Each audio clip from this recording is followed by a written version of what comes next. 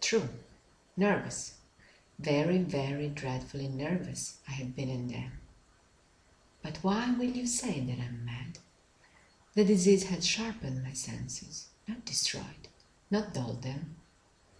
Above all was the sense of hearing acute. I heard all things in the heaven and in the earth. I heard many things in hell. How then am I mad? Hearken, and observe how healthily, how calmly I can tell you the whole story. It is impossible to say how first the idea entered my brain, but once conceived, it haunted me day and night. Object there was none. Passion there was none. I loved the old man. He had never wronged me. He had never given me insult. For his gold I had no desire. I think it was his eye. Yes, it was this. He had the eye of the vulture, a pale blue eye with a film over it. Whenever it fell upon me, my blood ran cold, and so by degrees, very gradually, I made up my mind to take the life of the old man, and thus rid myself of the eye forever. Now this is the point. You fancy me mad? Madmen know nothing. But you should have seen me.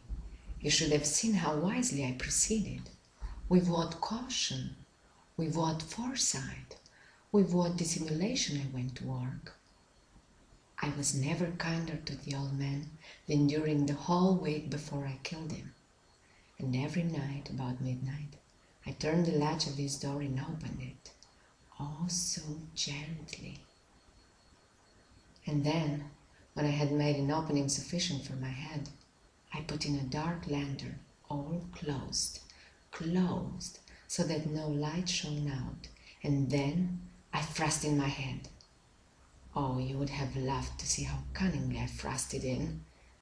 I moved it slowly, very, very slowly, so that I might not disturb the old man's sleep. It took me an hour to place my whole head within the opening, so far that I could see him as he lay upon his bed. Ha! Would a madman have been so wise as this? And then, when my head was well in the room, I undid the lantern cautiously, oh so cautiously, for the hinges creaked. I undid it just so much that a single thin ray fell upon the vulture eye. And this I did for 7 long nights, every night just at midnight. But I found the eye always closed, and so it was impossible to do the work, for it was not the old man who vexed me, but his evil eye. And every morning, when the day broke, I went boldly into his chamber and spoke courageously to him, calling him by name in a hearty tone, and inquiring how he had passed the night. So you see, he would have been a very profound old man indeed, to suspect that every night just at 12 I looked in upon him while he slept. Upon the 8th night I was more than usually cautious in opening the door. A watch's minute hand moves more quickly than did mine. Never before that night had I felt the extent of my own powers, of my sagacity. I could scarcely contain my feelings of triumph. To think that there I was, opening the door little by little, and he not even to dream of my secret deeds or thoughts. I fairly chuckled at the idea. And perhaps he heard me, for he moved on his bed suddenly, as if startled. Now you may think that I drew back, but no. His room was as black as pitch, with the thick darkness, for the shutters were close fastened for fear of robbers, and so I knew that he could not see the opening at the door, and I kept pushing on it steadily, steadily.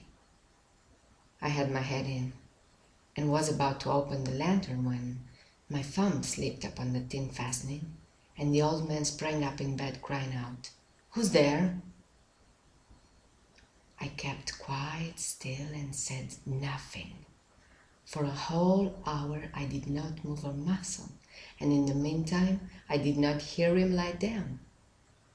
He was still sitting up on his bed listening, just as I have done night after night, hearkening to the death watches in the wall. Presently I heard a slight groan, and I knew it was the groan of mortal terror. It was not a groan of pain or of grief. Oh no. It was the low, stifled sound that arises from the bottom of the soul when overcharged with awe. I knew that sound well. Many a night just at midnight, when all the world slept, it had welled up from my own bosom, deepening with its dreadful echo the terrors that distracted me. I say I knew it well. I knew what the old man felt and pitied him, although I chuckled at heart. I knew that he had been lying awake ever since the first light noise, when he had turned in the bed. His fears had been ever since growing upon him. He had been trying to fancy them causeless, but could not. He has been saying to himself, "It is nothing but the wind in the chimney. It is only a mouse crossing the floor, or it is merely a cricket which has made a single chirp." Yes, he had been trying to comfort himself with these suppositions, but he had found all in vain,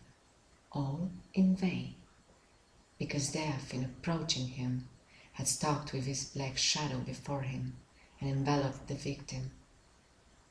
And it was the mournful influence of the unperceived shadow that caused him to feel, although he neither saw nor heard, to feel the presence of my head within the room. When I had waited a long time, very patiently, without hearing him lie down, I resolved to open a very, very little crevice in the lantern. So I opened it. You cannot imagine how stealthily, until at length a simple dim ray like the thread of a spider shot from out the crevice and fell full upon the vulture eye. It was open, wide open, and I grew furious as I gazed upon it. I saw it with perfect distinctness, all a dull blue, with a hideous veil over it that chilled the very marrow in my bones. But I could see nothing else of the old man's face or person, for I had directed the ray as if by instinct, precisely upon the damaged spot. And have I not told you that what you mistake for madness is but over-acuteness of the senses? Now I say, there came to my ears a loud, dull, quick sound, such as a watch makes when enveloped in cotton. I knew that sound well, too. It was the beating of the old man's heart. It increased my fury, as the beating of a drum stimulates the soldier into courage.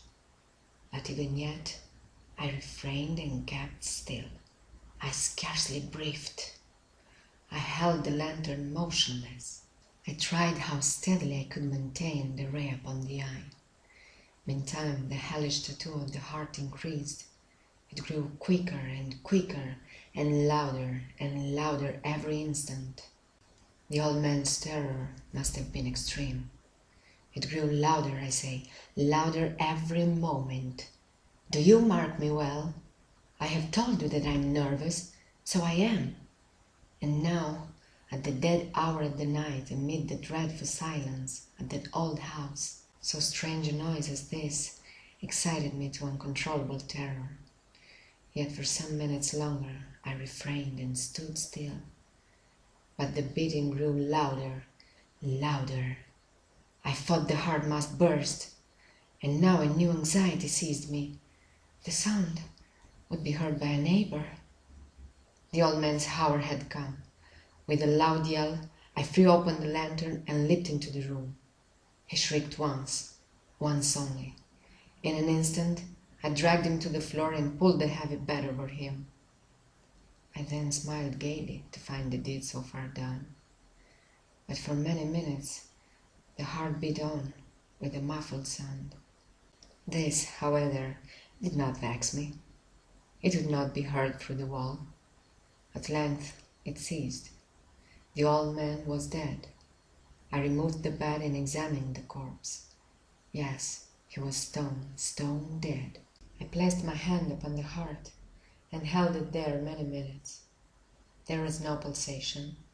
He was stone dead. His eye would trouble me no more. If still you think me mad, you will think so no longer when I describe the wise precautions I took for the concealment of the body. The night waned, and I worked hastily but in silence. First of all, I dismembered the corpse. I cut out the head, and the arms, and the legs. I then took out 3 planks from the flooring of the chamber, and deposited all between the scantlings. I then replaced the boards so cleverly, so cunningly, that no human eye, not even his, could have detected anything wrong. There was nothing to wash out, no stain of any kind, no blood spot, whatever. I had been too wary for that. A tub had caught all. When I had made an end of these labors, it was 4 o'clock, still dark as midnight. As the bell sounded the hour, there came a knocking at the street door. I went down to open it with a light heart, for what had I now to fear? There entered 3 men, who introduced themselves with perfect suavity as officers of the police. A shriek had been heard by a neighbor during the night. Suspicion of foul play had been aroused. Information had been lodged at the police station, and they, the officers, had been deputed to search the premises. I smiled, for what had I to fear? I bade the gentleman welcome. The shriek, I said, was my own in a dream. The old man I mentioned was absent in the country. I took my visitors all over the house. I bade them search well. I led them at length to his chamber. I showed them his treasures, secure and disturbed. In the enthusiasm of my confidence, I brought chairs into the room, and desired them here to rest from their fatigues, while I myself, in the wild audacity of my perfect triumph, placed my own seat upon the very spot beneath which reposed the corpse of the victim. The officers were satisfied. My manner had convinced them. I was singularly at ease. They sat, and while I answered cheerily, they chatted of familiar things. But ere long, I felt myself getting pale and wished them gone. My head ached, and I fancied a ringing in my ears. But still they sat, and still chatted. The ringing became more distinct. It continued, and became more distinct. I talked more freely to get rid of the feeling, but it continued and gained definiteness until, at length, I found that the noise was not within my ears. No doubt I now grew very pale, but I talked more fluently and with a heightened voice, yet the sound increased. And what could I do? It was a loud, dull, quick sound, much such a sound as a watch makes when enveloped in cotton. I gasped for breath, and yet the officers heard it not. I talked more quickly, more vehemently, but the noise steadily increased. I rose and argued about trifles in a high key and with violent gesticulations, but the noise steadily increased. Why would they not be gone? I paced the floor to and fro with heavy strides, as if excited to fury by the observations of the men, but the noise steadily increased. Oh God, what could I do? I foamed, I raved, I swore. I swung the chair upon which I had been sitting and grated it upon the boards, but the noise arose over all and continually increased. It grew louder, louder, louder, and still the men chatted pleasantly and smiled. Was it possible they heard not? Almighty God, no, they heard, they suspected, they knew, they were making a mockery of my horror. This I thought, and this I think. But anything was better than this agony. Anything was more tolerable than this derision. I could bear those hypocritical smiles no longer. I felt that I must scream or die, And now again, hark! Louder, louder, louder. Villains! I shrieked. Dissemble no more. I admit the deed. Tear up the planks. Here, here. It is the beating of his hideous heart.